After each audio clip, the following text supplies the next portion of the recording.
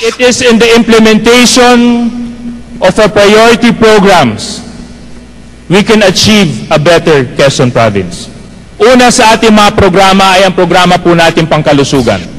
We will improve, we will equip these hospitals by providing additional facilities and equipments.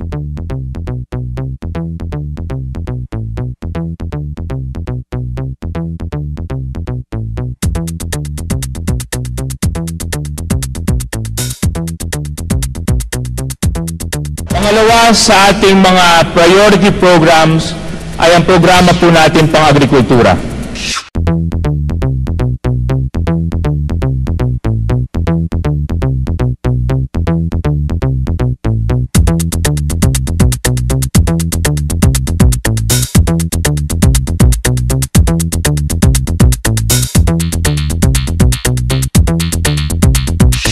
On education, we will make sure that the scholarship program will be implemented properly, effectively, efficiently in all districts, in all towns, and in all barangays. We will expand and institutionalize computer literacy in the high school levels of Quezon Province.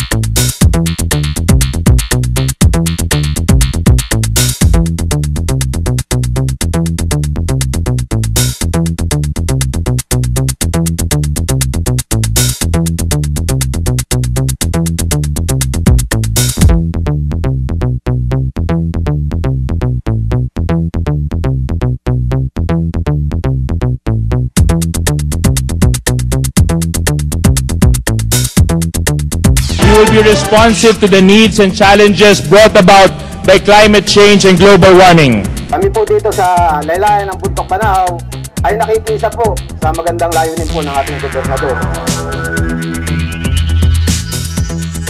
Sa lahat na naging bahagi ng tree planting activity natin, isang napakalaking karangalan bilang gobernador ng lalawigan ng Quezon na makasama ko po kayo lahat.